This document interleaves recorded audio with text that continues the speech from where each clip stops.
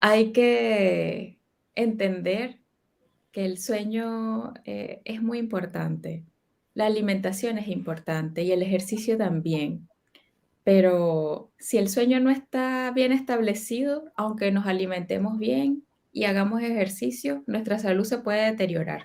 Bienvenidos, bienvenidas a todos y a todas a Empath Medical Learning. El día de hoy vamos a estar hablando sobre medicina del sueño y justamente he traído una especialista en esta área. La doctora Carmen Chacón, si no me equivoco, es graduada en medicina en Venezuela, actualmente está ejerciendo en Chile. ¿Va bien por ahí? Sí. Bueno, más que detallar todo su extenso currículum que lo tienen en las redes sociales, que lo voy a estar dejando acá abajito, me gustaría hacerle la pregunta directamente. ¿Por qué se dedicó a medicina del sueño? Bueno, Brian, un gusto estar aquí contigo. Muchísimas gracias por la invitación. Y mira, me enamoré de la medicina del sueño y la verdad es que en mi país, en Venezuela, no es algo que esté como muy explotado, la verdad, o al menos no que que yo conociera. Y una vez que llego a Chile, yo llegué a Chile en el 2016 y por supuesto cuando llegué tenía que pasar todo el tema de revalidar mis documentos para poder empezar a ejercer nuevamente como médico acá. Y en el intertanto, pues tuve que buscar trabajos, otros trabajos que no fueran como médico. Y conozco a mi esposo tiene una empresa en la cual él comercializa gases industriales, gases medicinales y equipos médicos. Y él fue el que me habló por primera vez de la medicina del sueño. Me habló de que habían clínicas del sueño, la Argentina estaba muy avanzados con esto, y me abrió un mundo que yo no conocía. Me interesé en esto, por supuesto, al estar con él en esta empresa, me acerco un poco más a ciertos equipos médicos y esto. Y bueno, finalmente se me presentó la oportunidad de empezar a estudiarlo y una vez que lo empecé a estudiar, la verdad es que me enganché aún más, porque si bien digamos que la parte que él más me mencionaba era lo de la apnea del sueño, porque se trataba con equipos CPAP, que son los equipos que se vendían en la empresa. eh, Cuando yo empiezo a estudiar medicina del sueño y veo todo el mundo que hay acá, veo que el sueño es tan primordial para todo y lo curioso es que se le presta muy poca atención y se sabe muy poco acerca del sueño. Yo en pregrado prácticamente no fui educada sobre lo que pasa durante el sueño. Te enseñan lo que es la salud y la medicina del paciente despierto, el paciente en vigilia, pero en verdad la medicina del sueño es una especialidad relativamente reciente, más o menos desde el 70 es que se ha venido tomando como tal, como una especialidad la medicina del sueño, ha ido creciendo muchísimo, pero aún así digamos que en la medicina clásica no se incluye mucho, en el pregrado no se incluye casi información sobre esto. Y de hecho el médico general maneja muy poca información acerca de la medicina del sueño, se ha dejado más para los especialistas y de hecho es una subespecialidad. Usualmente los médicos que hacen medicina del sueño son médicos que ya son neurólogos, que ya son otorrinolaringólogos, que ya son médicos de familia y queda como muy especializado ese conocimiento y los trastornos del sueño los padece muchísima gente, gran parte de la población los padece y no son tratados, no son diagnosticados, porque en la atención primaria no hay suficiente conocimiento en los profesionales para poder identificar y tratar esto. Cuando yo entro en este mundo de la medicina del sueño, la verdad es que me cambió la vida, porque no solo me sirve para ayudar a otras personas, sino que me ha ayudado para cambiar mis propios hábitos, mi propia vida y la de mi familia. De hecho, a partir de eso, mi vida dio un vuelco total. Yo actualmente tengo una vida tan diferente a la que tenía antes y todo es buscando una mejor salud, buscando mejores hábitos, buscando mejor sueño porque sé lo valioso que es. Totalmente. Qué linda esa primera conexión que tuviste con la medicina del sueño y que de ahí me imagino que ya no te detuvo nada. Sí, siempre mi esposo me dice que es como que él vino a darme el mensaje, porque nadie nunca me había hablado de la medicina del sueño y él vino a decirme, oye, mira, esto también existe y te puede interesar. Y realmente Y era le lo dio mío. justo en el clavo. Qué Así genial. es. Qué genial, qué genial. Me llama mucho la atención esto de que no se le preste mucha atención, claro, o sea, mayoritariamente, muy grande, se presta mucha atención al paciente despierto, pero la mayor parte o sea, gran mayor parte de las patologías tienen un detonante con el paciente dormido, ¿no?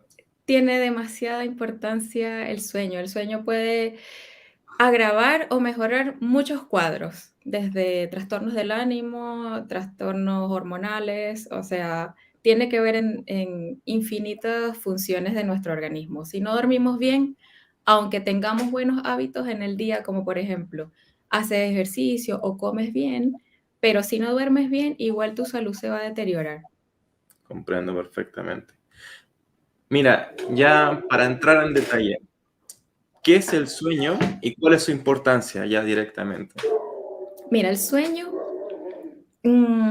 es un estado, el sueño es un estado, es así como la vigilia, que es estar despierto, así es el sueño, no es como una función, no es como comer o como hablar, no, es como estar despierto. Y estando despiertos cumplimos muchísimas funciones.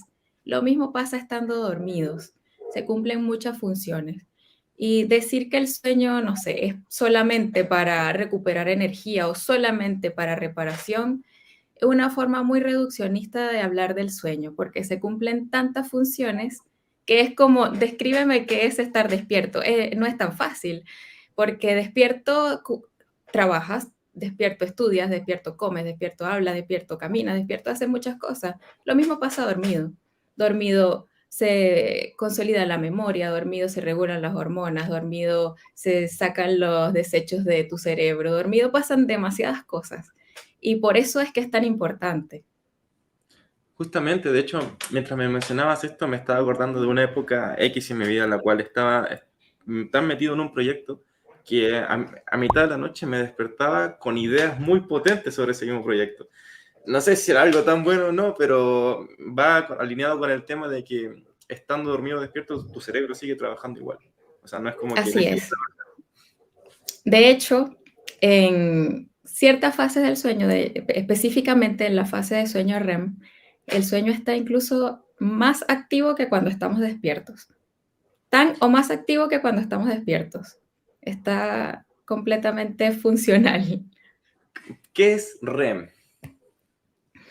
Las siglas REM significan Rapid Eye Movement, que es movimientos rápidos de los ojos. Y es una de las características de esta fase del sueño. Cuando una persona está en esa fase de sueño, si uno lo detalla, sus ojos se van a mover muy rapidito, pero no es un movimiento que sea voluntario, es algo que es completamente involuntario. La persona en ese momento, otra de las características es que además va a perder el tono muscular completamente. ¿Por qué? Porque en esta fase de sueño es donde ocurren las ensoñaciones o la actividad onírica, que es soñar. Entonces, el mecanismo que tenemos como de seguridad para no actuar los sueños es que tenemos pérdida del tono muscular. Eso Claro, es lo porque que si no pasa. saldríamos corriendo en mitad de una pesadilla mientras estamos dormidos. Exactamente. De hecho, hay trastornos del sueño que es porque ese mecanismo que debería ocurrir no ocurre y la persona actúa el sueño, puede dar patadas, puñetazos, ocurren estas cosas, se llama trastorno conductual del sueño REM. O sea que cualquier persona que, por ejemplo, lance una patada mientras está durmiendo es porque tiene un trastorno del sueño, o no A necesariamente. ver, que ocurra de forma aislada no significa nada, que pasó una vez, un par de veces, no pasa nada, pero si es algo que ocurre constantemente, sí hay que ver por qué está pasando, sí hay que ver por qué está pasando porque se convierte ya en un trastorno del sueño. Ok, perfecto, perfecto. Eh, a ver, me queda muy metido el tema de la pregunta de que nombraste sobre las fases del sueño. Si pudieras ahondar un poquito más en esto, ya que te pregunté Claro, sobre REM. bueno, mientras nosotros estamos dormidos, pasamos por distintas fases del sueño y la cantidad de tiempo que estamos en cada fase va variando durante la noche. Entonces tenemos sueño no REM, que tenemos tres tipos, N1, N2 y N3, y tenemos el sueño REM. El sueño N1 y N2 serían los considerados como de fase de sueño ligero, y Ok. N3 sería el sueño profundo. cada fase del sueño tiene sus funciones, sus características y tiene su importancia. No es que solamente el sueño REM es importante o solamente el sueño profundo. Todos tienen su importancia, todos tienen que ocurrir. Como te decía, a medida que va pasando la noche, las proporciones de estas fases del sueño van cambiando. Entonces, la primera mitad de la noche tenemos más sueño profundo. Tenemos bastante sueño superficial, pero también tenemos mucho sueño profundo, es lo que más tenemos. Y en la segunda mitad de la noche lo que más tenemos es sueño REM. Ok. Por eso es que cuando las personas madrugan mucho, tienden a dormir menos del tiempo que tienen que dormir, se pierden justamente ese pedazo de sueño que es donde más sueño REM acumulado hay. Y el sueño REM pues tiene una importancia muy grande para el aprendizaje, para la memoria, para un montón de cosas. Y si siempre te saltas la misma fase de sueño, siempre va quedando pendiente, tarea pendiente para tu organismo. Y empiezan a ocurrir los deterioros. Esas tareas pendientes se pueden llegar a solventar con lo que llaman las personas de, vale, me duermo una siesta o me quedo toda la noche despierto, Mira, duermo la noche completa. ¿Se paga esa tarea en algún nunca momento? se paga, nunca se paga la deuda de sueño. Una noche de sueño perdida no se recupera nunca. Tú puedes compensar un poquito haciendo una siesta, durmiendo más el día siguiente, si es algo puntual. El tema, Brian, es cuando esto se torna crónico, que es lo usual. Entonces, no es que un día dormí 5 horas, pero las otras duermo 8 horas siempre. Entonces, de cierta forma, claro, con una siesta o con dormir 1 hora más al día siguiente, puede ser que me recupere bastante. No al 100%, pero sí me recupero. Pero cuando todas las noches duermo 4 horas, 5 horas, 4 horas, eh, no hay forma de recuperar eso, no hay forma. Qué complicado, ¿no? Siendo que la mayoría de las veces como beber agua, alimentarse, moverse y dormir son las funciones primordiales del ser humano, pero en la situación en la que vivimos hoy en día es a lo que menos se le presta atención.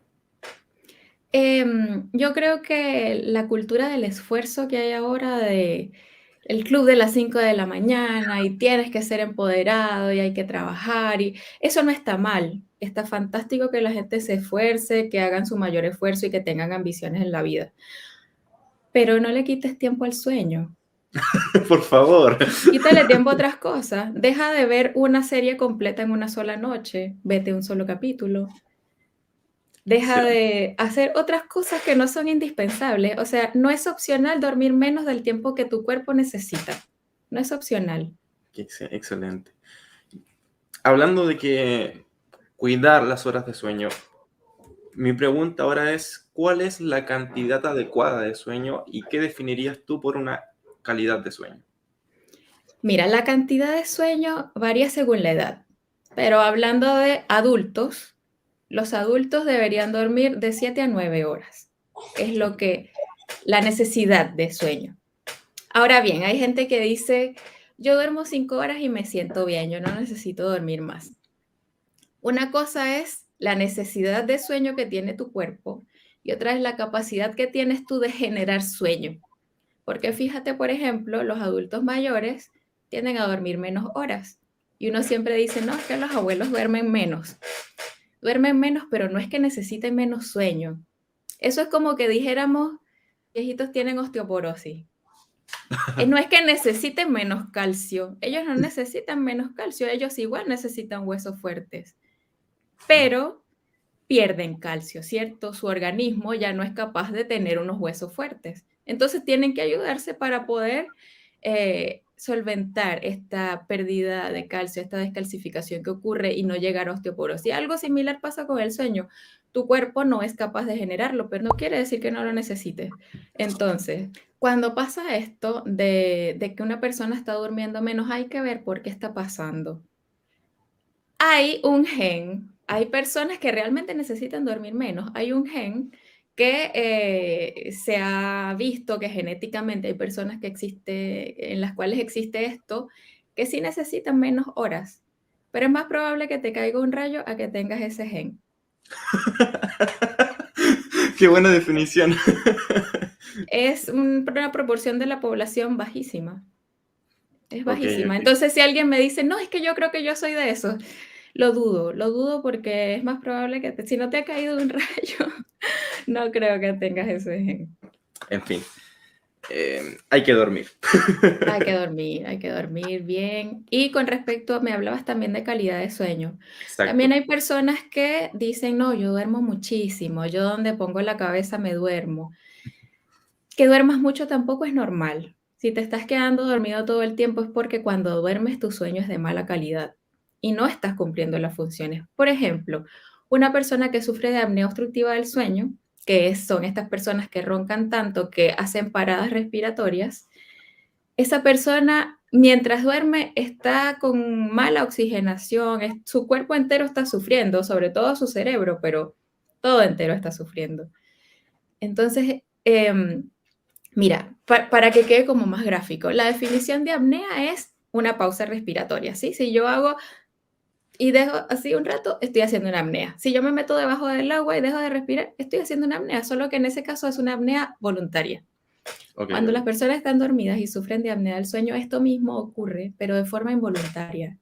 Ellos están dormidos y lo que pasa es que la vía respiratoria acá en la garganta colapsa por amígdalas grandes, porque es un paciente obeso y tiene mucho peso en la zona del cuello, porque tiene alguna malformación, micrognatia o cualquier motivo que hace que cuando el paciente está dormido y ocurre esta relajación total de la musculatura y está en una posición que está boca arriba, colapsa esto, el aire va a pasar y está la lengua con el paladar juntos y no pasa. Cuando todavía queda un espacio pequeño, suena el ronquido, ¿cierto? Pasa el aire y causa mucho Genial. ruido, mucho ruido. Pero llega un momento en que no pasa más aire y el paciente y empieza a hacer un esfuerzo respiratorio. Y en esto pasan varios segundos hasta que el paciente se despierta, hace un micro despertar, que muchas veces no lo percibe conscientemente. Hace un micro despertar, ahí empieza a respirar de nuevo. Entonces, ¿cuál es el tema con estos micro despertares? El paciente tiene un sueño fraccionado. Él no duerme 8 horas de corrido. Él duerme un minuto, un minuto, un minuto, porque hay pacientes que te hacen 60 apneas en una hora, o sea, una vez por minuto está pasando esto. Entonces, imagínate la oxigenación tan mala que tiene el cerebro de este paciente. Estos pacientes terminan con cardiopatías, terminan con la presión alta, se despiertan con dolor de cabeza, se despiertan más cansados de lo que se acuestan. Tiene mala memoria, afecta muchísimo. El humor, súper mal. La energía no tienen, o sea, todo mal. Empieza a haber fallas cognitivas, aumenta la accidentabilidad. Es demasiado, demasiado importante la secuela que queda por dormir mal. Si por una noche uno siente que le afecta, ahora una persona que siempre duerme mal, es una afectación tan crónica que a veces ni siquiera sabe lo mal que está, porque ya está habituado a estar mal.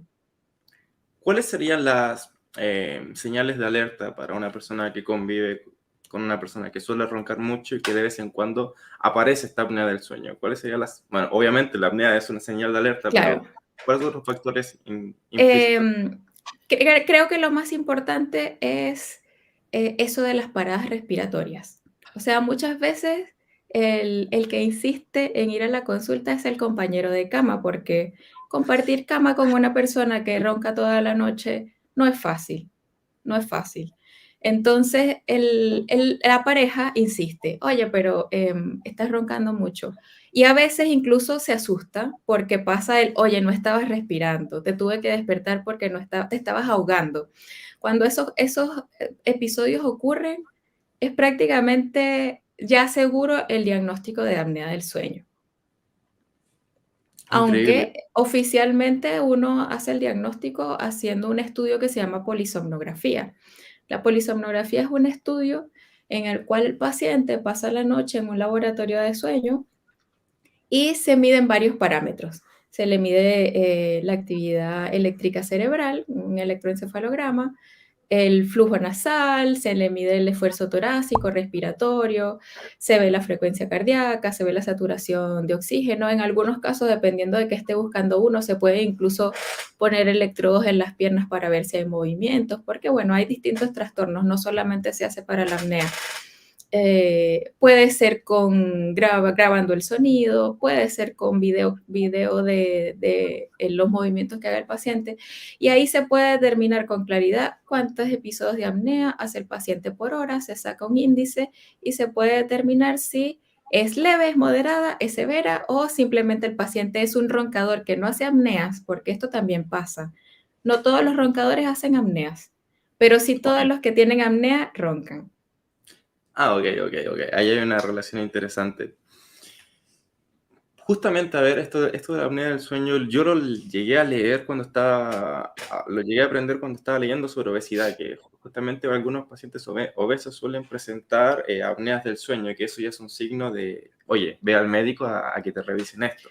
La mayoría de los pacientes que tienen apnea son pacientes obesos, sobre todo en la edad adulta. En niños uno ve que generalmente es porque tienen las amígdalas muy grandes. Esta es la causa principal en los niños, pero en personas adultas sí se debe a la obesidad. Y de hecho, pacientes que se curan de la apnea posterior a una cirugía bariátrica, por ejemplo, que no Ahí tengo tiene, dudas, ¿por qué? claro, porque por la cirugía bariátrica es la cirugía que se hace en las personas con obesidad para que bajen de peso, ¿cierto? Que le hacen esta cirugía en el estómago.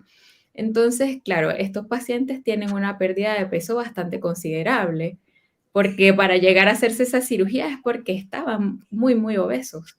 No es una persona que tiene un par de kilos de más, sino una persona obesa, tanto que tuvo que operarse para poder llegar a un peso saludable. En estos casos, como pierden mucho peso, muchas veces se curan de la apnea, porque lo que pasaba era que tenían tanto peso en esta zona que al al perder esa grasa, ya no hay colapso de la vía respiratoria y ya no necesitan el tratamiento de la apnea. Se curan porque perdieron peso. Esa era la causa. Excelente. O sea, un buen tratamiento para las personas que estén teniendo estas apneas del sueño es justamente que padezcan obesidad, es justamente bajar de peso. Bajar de peso es muy importante, muy importante. Claro, hay otras Ahora, cosas que uno puede hacer, porque no siempre se trata de peso, hay pacientes delgados que tienen apnea. Por ejemplo, la posición para dormir es importante. Si el paciente está de lado, está con la cabecera de la cama un poquito elevada, eso le disminuye también el tema de roncar. Si está completamente plano, boca arriba, va a roncar más porque por la gravedad van a tender a colapsar más los tejidos blandos cuando esté con la relajación muscular propia del sueño REM. aquí me corriges un poquito. O sea que mientras menos fricción tenga una persona al momento de dormir en cuanto a las vías respiratorias, mejor va a ser la calidad del sueño. Con respecto a la parte respiratoria, sí, pero la calidad del sueño depende de otras cosas también. Por ejemplo, Sí, de la perfecto. temperatura. La temperatura también tiene que ver. Puede ser que estés respirando bien, pero si estás en un ambiente tal vez muy caluroso, igual la calidad del sueño puede bajar. Si estás en un ambiente ruidoso, la calidad del sueño puede bajar. Si tienes un compañero de cama que se mueve o estás con un bebé o cualquier otro motivo, tu calidad del sueño va a bajar. Entonces, claro, vas a respirar bien toda la noche. Si ese era el problema, se va a resolver, pero no es lo único que determina el tener una buena calidad de sueño. Y lo otro muy importante es el tema de la exposición a la luz. Cuando la gente se ha expuesto mucho a la luz, sobre todo luz azul, de los dispositivos, las pantallas de los dispositivos electrónicos o de la iluminación de luz blanca o luz fría, esto afecta a los niveles de melatonina y el tener niveles de melatonina bajos afecta la calidad de sueño. Aunque duermas las horas, no es lo mismo. Justamente hay una especie de lentes que se usan para bloquear estos filtros, ¿no? Hay unos lentes protectores de luz azul. Yo he visto dos tipos. Hay unos que se usan como, digamos, durante el día o la tarde, como para evitar la sobreexposición a luz azul, porque la luz azul la tenemos de forma natural. El sol es fuente de luz azul. El sol es fuente de luz infrarroja, luz UV y luz visible. Dentro del espectro de luz visible está la luz azul. El Ok. tema es que de cierta forma estamos como con un desbalance con respecto a la exposición a estos tipos de luz. Entonces, los dispositivos electrónicos nos aportan más luz azul, más la que ya tenemos al exponernos al sol es como demasiada. Y al Claro. final hay como un desbalance porque luz roja también necesitamos. La luz roja de forma natural la tenemos al amanecer y al atardecer, solamente en esos momentos del día que se ve más rojizo Ah, ya, ya, ya, ya, ya, por te la entendí. posición del sol con respecto a la Tierra. Los rayos atraviesan de una forma que a veces te llega más un espectro que otro. Por eso, por ejemplo, más fuerte el rayo UV al mediodía, ¿cierto? Como entre las 10 y las 4 por ahí es como más fuerte el UV. Bueno, la roja y la infrarroja es más al amanecer y al atardecer. ¿Sí me entiendes? Pero uno Sí, sí, esas casi no completamente. se expone. Uno casi no se expone, pero ahora hay terapias con luz roja e infrarroja como para emparejar un poco este desbalance que hay. El tema es que siempre nos estamos exponiendo a luz azul artificial de las pantallas del teléfono, del celular, del televisor, a la luz blanca, porque luz blanca hay en todos lados. Tú vas al mall, a la clínica, al trabajo, a todos lados hay luz blanca. Entonces esto nos afecta. Eh, y aunque alguien diga, no, es que yo igual duermo mis horas completas, si estuviste expuesto a luz blanca antes de dormir, tus niveles de melatonina disminuyeron, no están óptimos, disminuye la calidad del sueño. Perfecto. Más aún, estar con el celular en la cama, me imagino. Por supuesto. Bueno, Horrible. entonces te comentaba que hay dos tipos de lentes, están unos que usas como durante la tarde, que son amarillos, y hay otros que usas ya al atardecer, como al final de la noche, que son como de un filtro mayor, por llamarlo de alguna forma, que son rojos. Ok. Eh, de cierta forma, el usar esto te cuida muchísimo, muchísimo la exposición. Pero si alguien no quisiera usar los lentes, hay otras formas. ¿Cuáles son las otras formas? Tener iluminación cálida en la casa, es decir, luces amarillas, luces naranja, incluso luz roja puede ser. Lo otro que se puede hacer es en los dispositivos electrónicos activar filtro de luz azul. Ahora prácticamente todos los dispositivos tienen esa posibilidad. Y el que no tenga la posibilidad como tal de poner un filtro de luz azul, porque por ejemplo yo lo pongo en el computador, lo pongo en el celular, pero en el televisor no tengo esa opción. ¿Cuál es la opción que yo tengo en el televisor? Disminuir el brillo. Ah, ok. Se puede disminuir el brillo y ayuda. Y lo otro es que, de cierta forma, de todos los equipos electrónicos, de todos estos equipos con pantallas, el menos agresivo es el televisor. Y es que no es lo mismo que la luz azul la tengas a esta distancia de tu cara, a que esté a 3 metros de ti en una pared puesta. Y lo otro es que tú también puedes ver televisión y no ponerte directamente enfrente del televisor, entonces los rayos no te van a dar de forma directa a ti. Ok, ok, ya, ya voy, me lo voy imaginando en mi cabeza, ya. Ahora sí, sí, te comprendí perfectamente. Es decir, que por ejemplo, la pantalla está acá y se proyectan los filtros hacia adelante. O sea, yo me podría poner de costado para que los filtros no me lleguen Exactamente, no te llega directamente. directamente. Entonces, de todas las pantallas a las que estamos expuestos, la menos agresiva es el televisor, pero aún así se pueden hacer cosas para mejorarlo, como bajarle el brillo y no ponerte directamente enfrente. Ya tocamos bien el tema de los filtros. ¿Qué es lo que pasa cuando por ahí dormimos muy cerca de los dispositivos? Por ejemplo, dormir con el celular debajo de la almohada o cosas así. ¿Realmente afecta la calidad del sueño? Por ahí he escuchado de que la radiación, cositas así. Mira, es bien controvertido el tema de la radiación, porque realmente cuando uno investiga acerca de la radiación del celular, de la radiación del Wi-Fi, em, como que toda la información que encuentras te dice que es inocuo, que no pasa nada, que se han hecho estudios y que todo está bien. Pero yo lo que percibo en este tipo de información es que hacen estudios para ver si esto da cáncer, ¿sí me entiendes? Ok, Pero pero si te afecta el sueño, no lo consideran como que es algo perjudicial. Si la persona tiene un sueño sobresaltado, no lo consideran como un efecto secundario o adverso a estar expuesto a este tipo de radiación. Sin embargo, sí hay,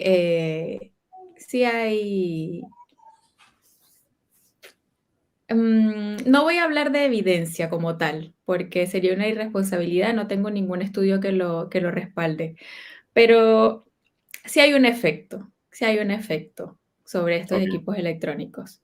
De hecho, yo en mi casa, cuando ya es hora de dormir, pongo mi celular en modo avión, lo pongo además en modo sueño, no lo pongo debajo de la almohada. Y lo otro es que tenemos como un conector que se le instala a los equipos electrónicos, lo tenemos con el Wi-Fi, que tú lo puedes programar para que se prenda y se apague. Entonces es como que estuviera desconectado. Y en la noche el Wi-Fi queda apagado, nulo. queda Excelente. apagado. Porque además no es necesario que haya señal si a esa hora nadie lo está usando. Me acabas de volar la cabeza con eso. Mira, a mí también, o sea, me pasó eso, o sea, hubo una época en la cual yo dormía siempre con el celular que escuchando música mientras dormía, que el celular debajo de la almohada, y después los dejé de usar y repentinamente al otro día me sentía más con más energía, más enfocado. Y no, bueno, no sé si tendrá totalmente relación con esto, pero creo que si se hicieran estudios enfocados en ver cómo la tecnología que está cercana afecta la calidad del sueño, siento que sí se podría llegar a encontrar algo To- interesante. Todos los dispositivos electrónicos emiten radiación. De hecho, una de las funciones de las lámparas de sal es contrarrestar un poco esta radiación. La sal cuando se calienta libera iones que neutralizan esta radiación que está en el ambiente. Eh, yo tengo Genial. una lámpara de sal al lado de mi cama y tengo otra en la sala de mi casa. Las prendo en el día porque si bien es para mejorar la calidad de sueño y mejorar la salud en general, no es para que esté prendida mientras uno está dormido. Ok, Mientras estoy dormida está apagada, pero la prendo unas 3 horas antes de dormir, lo suficiente para que la sal de la lámpara alcance a calentarse y a cumplir esta función. Y lo otro es que igual este tipo de lámparas tienen una luz que es muy, muy amigable, porque es una luz cálida generalmente. Entonces tiene doble función. Es una iluminación que no te va a afectar la melatonina y además mejora el tema de la radiación en el ambiente. ya hemos tocado en varias veces todo lo que es la melatonina, pero ¿qué es la melatonina? O sea, ¿qué funciones tendría todo eso?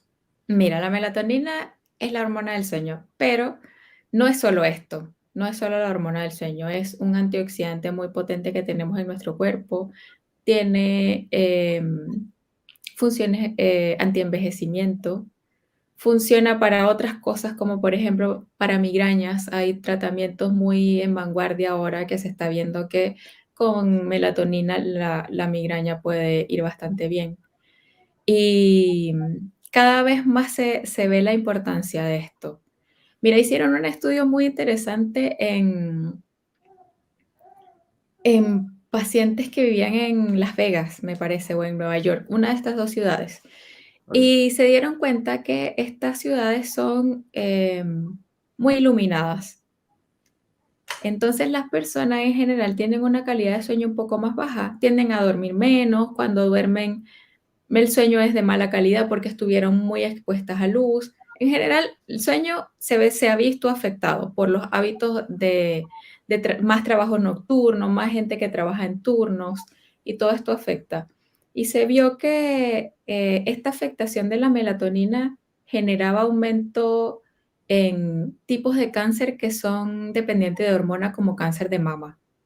ok, Entonces, la melatonina tiene una importancia grande en el control de este tipo de casos oncológicos. excelente, excelente. Mira, justamente hablando de la melatonina, ¿qué opinas de que una persona dice, va, me está costando tener una buena calidad de sueño, voy a la farmacia y me compro un suplemento de melatonina? ¿Qué opinas de eso? Mira, la melatonina no se debe tomar sin indicación médica, aunque te la vendan sin receta. Es una hormona, no es un juego. Y no todo el mundo que duerma mal es porque su melatonina no esté en rango. Puede ser que la melatonina esté bien y que el problema sea otro. Entonces yo definitivamente no recomiendo la automedicación de ningún tipo, ni siquiera cosas naturales. Creo que hay que saber qué se está haciendo, por qué estoy consumiendo lo que consumo. Y si bien la melatonina tiene muchos beneficios y cada vez se conocen más beneficios, no es para tomarla así sin una dirección de una persona que tenga claro, mira, esto lo tienes que hacer por tanto tiempo, esta es la dosis que te toca, este es el horario en el que lo tienes que tomar. Si no tienes esas indicaciones, no lo hagas. Excelente. Para todas las personas que quieran aprender un poquito más del sueño y quieran optar a... Me contaste que tú ayudabas a las personas con el sueño, ¿no? O sea, a mejorar su calidad de sueño y todo esto. Claro, todos mis pacientes. Ok, ok. Bueno, con las redes sociales he tratado en verdad de educar acerca de este tema, porque creo que muchas personas en verdad quieren estar sanas, quieren cuidar su salud, su vida y quieren ser más productivas, quieren sacar su mejor versión, pero simplemente no tenían el conocimiento para cuidar de mejor forma esta parte de su vida. Entonces, creo que hay que aprovechar la tecnología en la época en la que estamos. Es mucho más fácil transmitir un mensaje a las personas. Y, y me gusta hacerlo. Creo que es importante llevar el mensaje a todos. Justamente acá abajito voy a estar dejando Mm. todas las redes sociales de contacto de la doctora Carmen para que, bueno, ahí la vayan a seguir y los que quieran tratar su sueño que lo hagan. Mira, justamente tocamos la melatonina, tocamos todo esto, pero se me quedan algunas preguntas en recámara. Por ejemplo, ¿cómo afecta el estrés en nuestra calidad de sueño?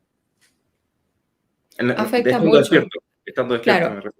afecta mucho. Mira, por un lado, tenemos que, cuando tenemos mucho estrés, nos sube una hormona que se llama cortisol. De hecho, el cortisol es llamada la hormona del estrés. El cortisol y la melatonina son de cierta forma opuestos. Entonces, cuando el cortisol sube, la melatonina baja. Y cuando la melatonina sube, el cortisol baja. El cortisol no es malo, el cortisol igual lo necesitamos y de forma natural hay momentos en el día en el que sube y es necesario. Por ejemplo, en la mañana cuando despertamos hay un pic de cortisol y es necesario para que despertemos. Y en ese momento justamente la melatonina tiene que bajar porque ya pasó, ya dormimos, ¿cierto? Y ahora vamos a estar despiertos, no necesitamos que la melatonina esté alta en ese momento. En la noche pasa lo contrario, el cortisol tiene que bajar y la melatonina sube.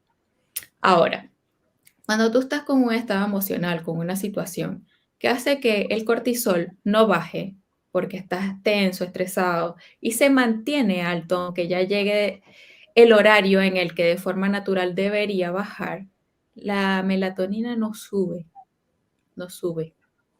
Ok. Porque hormonalmente es como que le estuvieras diciendo, es que no es hora de dormir. Está alto el cortisol y si está alto es porque todavía no es hora de dormir. Y si a eso le sumamos que probablemente la persona está expuesta a luz azul, Una bomba. que la luz azul lo que le dice a tu núcleo supraquiasmático cuando entra por tus retinas es, te está diciendo que no es de noche, que todavía no es hora de dormir, no puedes subir la melatonina. Entonces es una combinación que hace que la persona no duerma. No, el conciliar el sueño se le va a dificultar bastante, a menos que tome cartas en el asunto y haga cosas como, por ejemplo, baños fríos. Tú te das una ducha fría, haces un baño frío y el cortisol baja bastante. Entonces, eso te puede ayudar. Lo otro que podrías hacer es tal vez meditar. Entonces, meditaste media hora, 40 minutos, una hora, el tiempo que decidas dedicarle y esto va a mejorar. O hiciste ejercicio. Hacer ejercicio también te ayuda mucho a regular la parte hormonal. Pero si no haces nada, te va a afectar el sueño.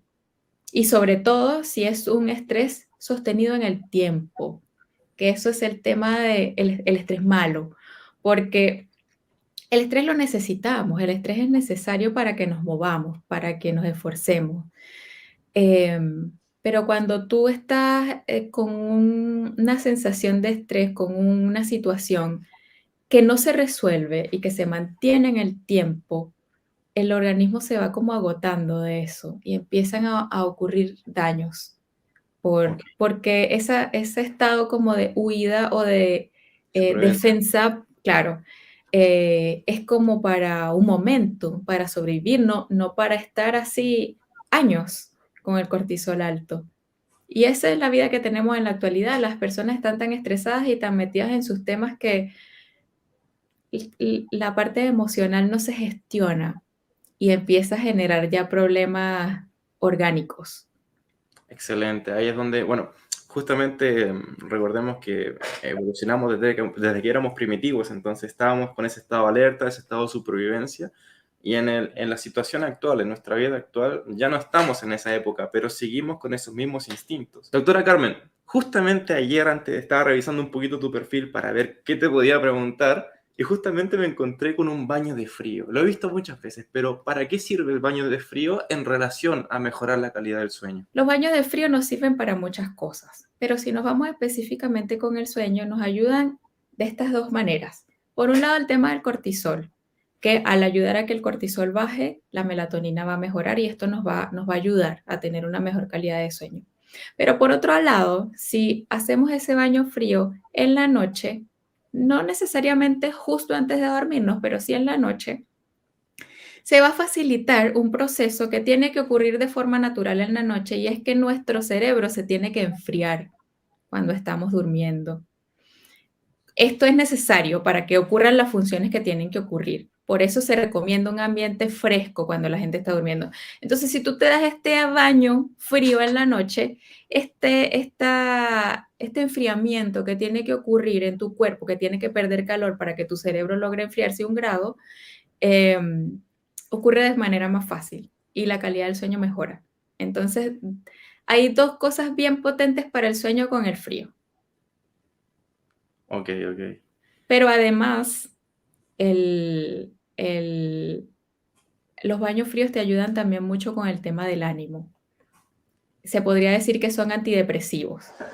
Te ayudan muchísimo, es como una bomba antidepresiva. Entonces, para las personas que tienen trastornos del ánimo y que el dormir mal va de la mano con esto de que estoy ansioso, estoy depresivo, sería como una tercera forma en la que el baño frío aporta con respecto al sueño. Ok, ok, comprendo. Y justamente, bueno, uno sin conocimiento de lo que es la medicina del sueño pensaría, no, un baño de agua fría antes de dormir o durante la noche te puede despertar, así que no lo voy a hacer. Qué loco, qué loco todo eso, o sea, me llama mucho la atención. Ahí te noté con un poco de duda. Mira, lo que pasa es que tal vez si lo haces inmediatamente antes de acostarte a dormir, sí puede generar ese efecto, porque sube la adrenalina, sube la noradrenalina y efectivamente estas hormonas te llevan a la vigilia. Pero, por eso te digo, en la noche, pero no justo antes de dormir, no justo antes de dormir. A ver, una persona que se acueste a las 10 de la noche, hace este baño a las 8 y va a dormir fantástico. Ahora, Ok, si lo hace a 5 minutos antes de irse a la cama, probablemente le va a costar dormirse si se bañó con agua fría. ok, ok, ahí está Entonces, la... sí hay que dejar un espacio en la noche, pero no justo antes de dormir. Hay que dejar un rango, yo diría que de 2 horas antes de dormir. Ok, ok, excelente, excelente. Me gustaría hacerte la pregunta, o sea, que hablemos un poquito ahora de lo que es la privación del sueño. Al principio estábamos hablando sobre los estudiantes, o sea, sobre que el aprendizaje, la memoria se consolida durante el sueño. ¿Qué opinas de los estudiantes que dicen, vale, voy a estudiar toda la noche y al siguiente día doy examen? ¿Qué te parece un poquito esto? Es una pésima decisión, es una pésima decisión. No, no lo recomiendo para nada.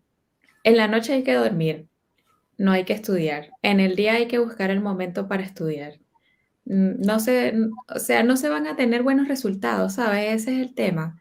Va a haber un gran esfuerzo, un desgaste y no se van a obtener buenos resultados, ni a corto ni a largo plazo, porque a corto plazo igual la persona va a estar tan cansada, tan desgastada, que no va a estar como enfocada. Y a largo plazo la persona no va a retener lo que estudió.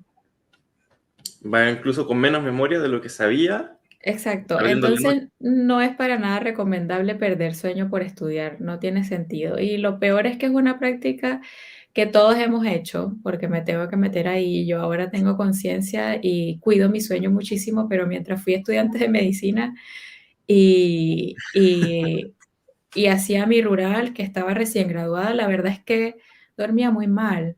Siempre le quitaba tiempo al sueño, porque tenía muchos compromisos.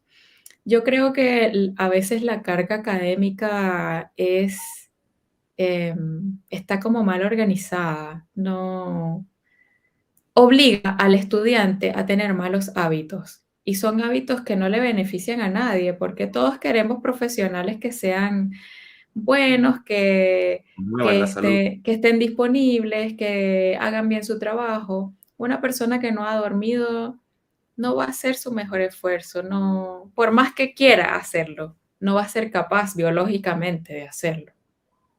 Ok, ok. Claro, con respecto a la privación de sueño, no solo los estudiantes lo practican, o sea, en el fondo privarse de sueño es que tienes sueño, pero voluntariamente tú decides no dormir. Estas Ok, personas que ven una serie entera de Netflix toda la noche están haciendo privación de sueño. Eso no es tener insomnio. Insomnio es que tú, con todas las condiciones ideales para dormir, es decir, estás en un lugar cómodo, hay oscuridad, hay silencio, estás acostado, está todo perfecto y aún así tú eres incapaz de generar sueño. No generas sueño. La privación de sueño es cuando la persona sí siente deseos de dormir, pero decide voluntariamente no hacerlo, por ir a una fiesta, por estudiar, por ver televisión, por el motivo que sea, pero por trabajar, pero decide voluntariamente no dormir. Y para hacer esto muchas veces se recurre entonces a prácticas como tomar café, comer en la madrugada. Nosotros no somos seres que tengamos hábitos de comer nocturnos. Nosotros en la noche tenemos que dormir. Entonces, el estar ingiriendo alimentos en la madrugada descontrola todo. A esa hora no debería estar el estómago haciendo digestión. ok, ok. Perfecto, perfecto. Mira, justamente tocando el tema de la alimentación, y antes de que se me olvide que quiero volver a este tema porque es muy importante, tengo una pregunta que me surgió, y es que justamente hablando de privación del sueño, ¿qué es lo que pasa? Bueno, te comento esto porque tenía un profesor de fisiología que me comentaba que cuando uno se priva del sueño, justamente relacionado con los exámenes y todo esto, que cuando uno se priva del sueño, pierde masa muscular y suele tener tendencia a aumentar de peso. Esto Mira, realmente sucede, o sea, obviamente es una práctica prolongada que tiene estos efectos, pero ¿por qué sucede esta como alteración de factores? mira, cuando una persona duerme mal, por el motivo que sea, no solo por privación de sueño, mal sueño, hay un desbalance en las hormonas, sobre todo en dos hormonas que son muy importantes, que se llaman leptina y grelina. La leptina es la hormona de la saciedad, es la que te dice, ya no quiero comer más, ha sido suficiente, estoy satisfecho. Y la grelina es la hormona del hambre, es la que dice, es hora de comer. Cuando tú duermes bien, estas hormonas se mantienen en su rango. Cuando tú duermes mal, la grelina sube, que es la del hambre, y la leptina, que es la de la saciedad, baja. Esto va a llevar a que la persona sienta más apetito, va a necesitar comer más para sentirse satisfecho, lo va a llevar a subir de peso y sobre todo la preferencia que tiene el paciente por alimentos calóricos, es decir, al paciente no le va a provocar comer en exceso, eh, no sé, naranja, no, le va a provocar comerse otro postre, le va a provocar comerse un poquito más de pasta, le va a provocar, eso es lo que el paciente siente deseos de consumir. Entonces consume alimentos que son más calóricos y en mayor cantidad. Tiende a tener más grasa y a subir de peso. Excelente, o sea, todo esto se debe a la alteración normal, o sea, hormonal provocada por la misma privación del sueño.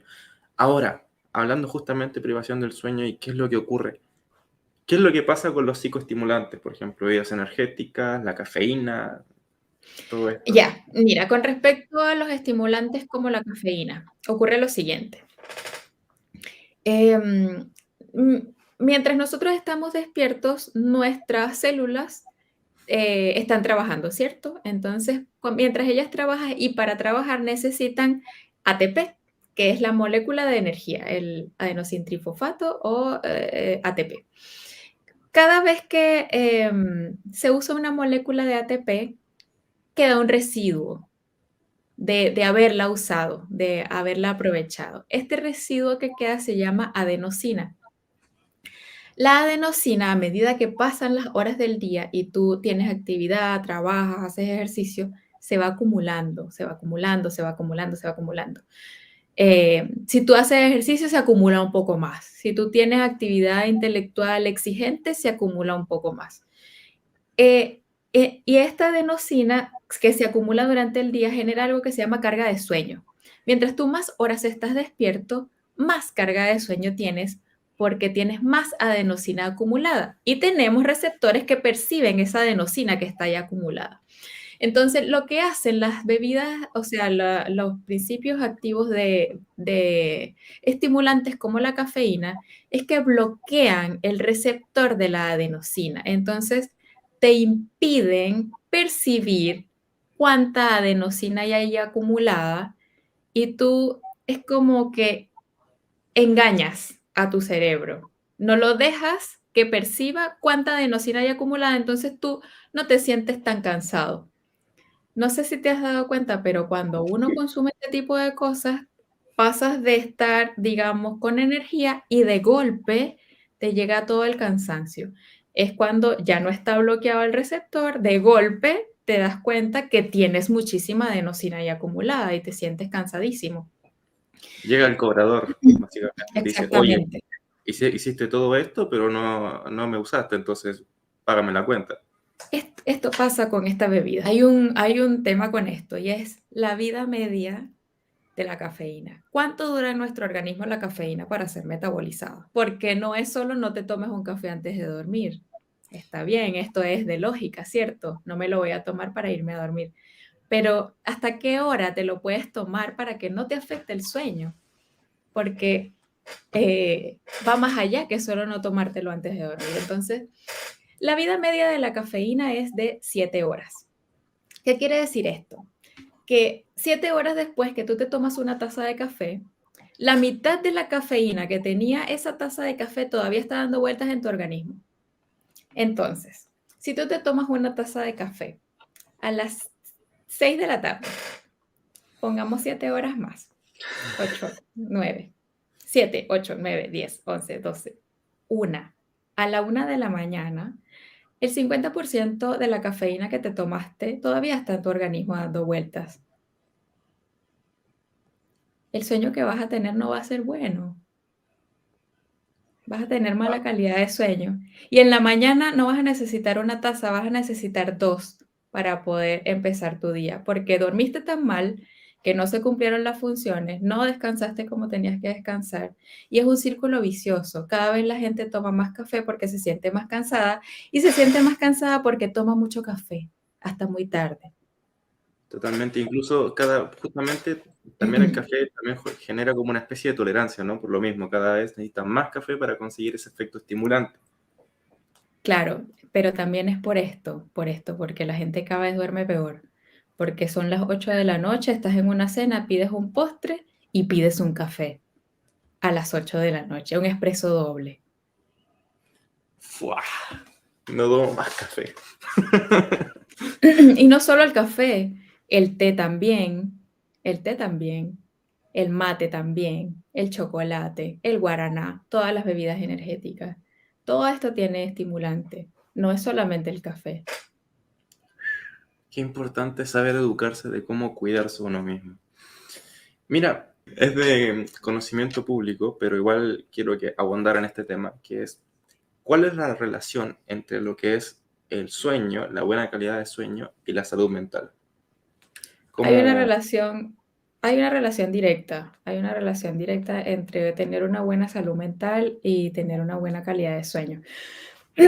Por eso es que los trastornos del ánimo casi siempre van acompañados de trastornos del sueño, como el insomnio. Y generalmente hay que abordar las dos cosas a la vez. No es solamente abordar el sueño o solamente abordar el trastorno del ánimo, porque si no resuelven las dos, no se resuelve ninguna. Están tan unidas que si yo quiero resolver el insomnio de un paciente con depresión, no me puedo limitar al insomnio, porque los pensamientos y todo lo que está pasando por su otro cuadro, que no es tan otro, están tan ligados que hay un momento en el que no los puedes separar.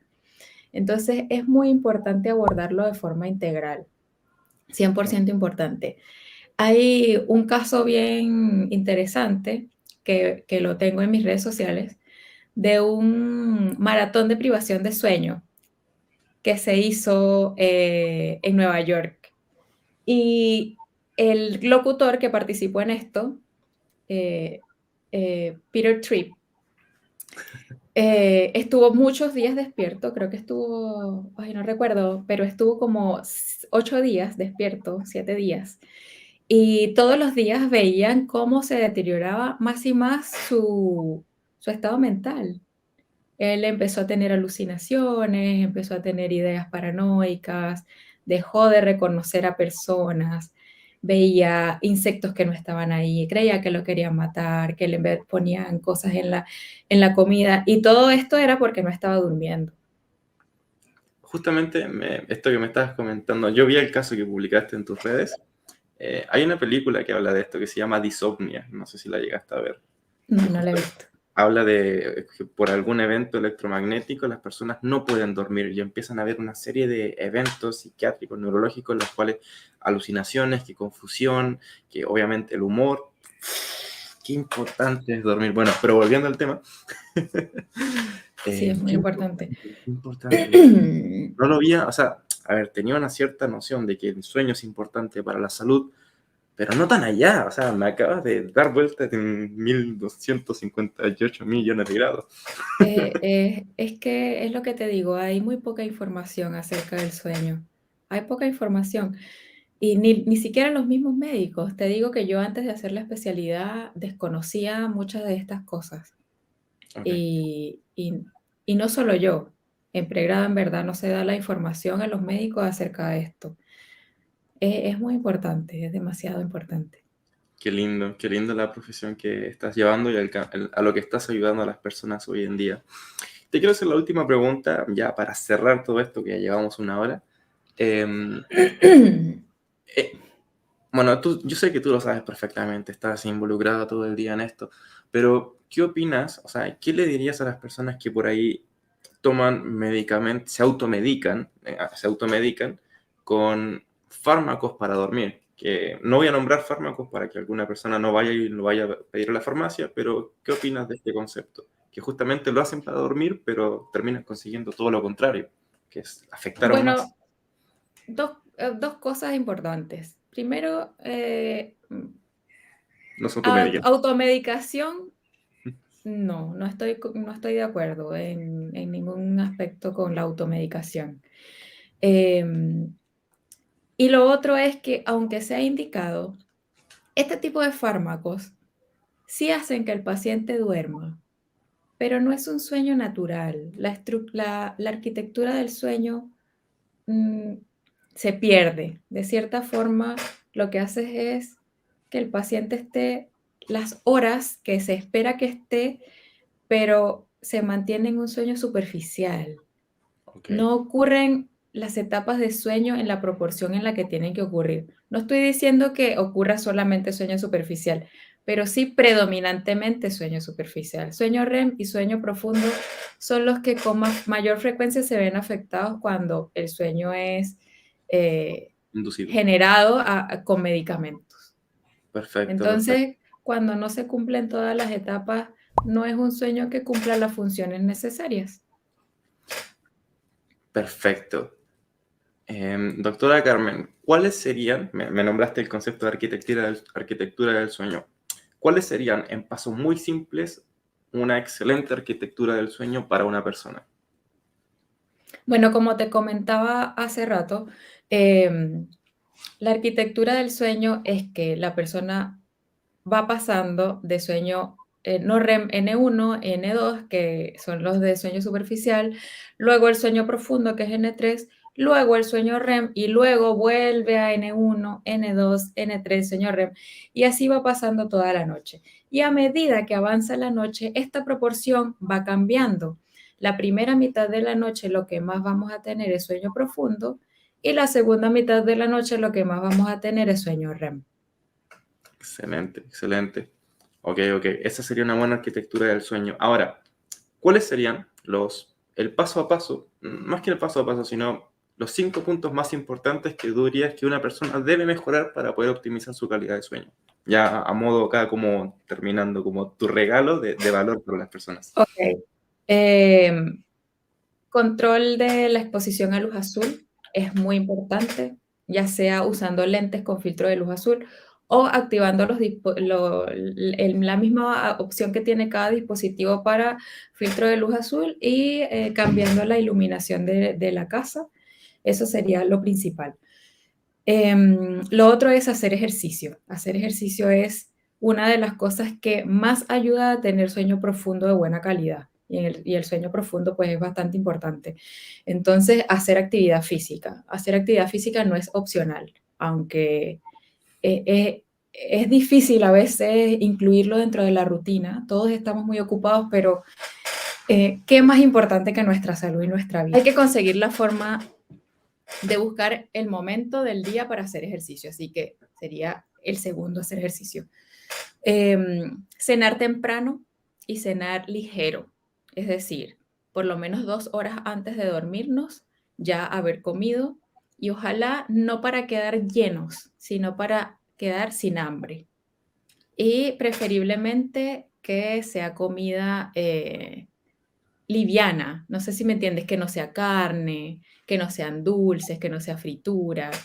Eh, Esta sería la tercera recomendación. La cuarta recomendación sería dormir en un ambiente fresco. Es muy importante. El ambiente fresco, sobre todo ahora que estamos en invierno, a veces hay un poco de exceso de calefacción. La elección a veces de la pijama o de la ropa de cama genera que no podamos perder el calor que necesitamos perder en la noche y no se dan las funciones como se tienen que dar. Por ejemplo, pijama de polar no la recomiendo para nada. No le estoy diciendo a la gente que pase frío, pero sí que elija fibras naturales que permitan que el cuerpo respire. Okay. Polar no. Puedes usar algodón, puedes usar eh, seda, puedes usar otro tipo de fibras, pero este tipo de fibras artificiales, sintéticas como el polar, impiden que tu cuerpo pierda temperatura y te limitan a tu proceso natural. Entonces, un ambiente fresco. Y ese sería el cuarto, ¿cierto? Sí. Y el quinto, yo diría que las duchas frías. Creo que son un aporte súper importante. No es fácil hacer los baños fríos como tal, ya de sumergirte, pero darse una ducha fría no es difícil. ¿Y en qué va el tema de la ducha fría? Tú te das tu ducha normal con la temperatura de tu gusto y una vez que terminas, pones el agua fría. Puedes empezar con 10 segundos, 15 segundos, pero al cabo de 60 días deberías alcanzar 2 minutos, 2 minutos de agua fría. Ok. Eso te va a cambiar completamente todo, o sea, la forma en la que te sientes de ánimo, la calidad de sueño, tu energía, control mental, porque para hacer esto definitivamente la mente trabaja bastante, aprendes a controlar tu mente. Entonces, aporta tanto que definitivamente tiene que estar dentro de los consejos que les doy a las personas. Excelente. Bueno, Me quedo muy agradecido con tenerla el día de hoy acá en esta entrevista, en esta especie de podcast. Nada, muchas gracias, de verdad. Ha sido un placer tremendo tenerla acá. Nos costó un poquito tener la reunión, pero lo logramos. Así que nada, quiero darle las gracias. ¿Algún mensaje que le quiera dar a su audiencia, a la gente que nos está escuchando, que sea preciso? Hay que entender que el sueño es muy importante, la alimentación es importante y el ejercicio también, pero si el sueño no está bien establecido, aunque nos alimentemos bien y hagamos ejercicio, nuestra salud se puede deteriorar. Así que mi consejo es que lo tomen en serio, que no hay nada más importante, no es más importante ver una serie que dormir toda la noche. Em, que cuiden el sueño de los niños y de los adolescentes. Siento que hay grupos de edad que sufren un poco más con el tema del sueño, y entre esos los adolescentes y los adultos mayores. Son incomprendidos porque tienden a tener horarios un poco distintos. Pero eso, me gustaría que las personas se interesen, que logren ver la magia que hay en dormir bien, todo lo que puede aportar para ser tu mejor versión, para estar saludable, para todo, para vivir más años, para estar mejor en todo sentido, con mejor ánimo, con un peso más saludable. Eh, es Para todo. fantástico dormir bien, realmente es para todo. Genial, genial. Bueno, doctora, voy a estar dejando acá sus redes sociales para que los que la quieran contactar y mejorar y optimizar su calidad de sueño, lo hagan. Así que nada, un Fantástico. gusto tenerla acá y le mando un abrazo enorme. Que te vaya muy bien. Muchas gracias, Brian, por haberme invitado.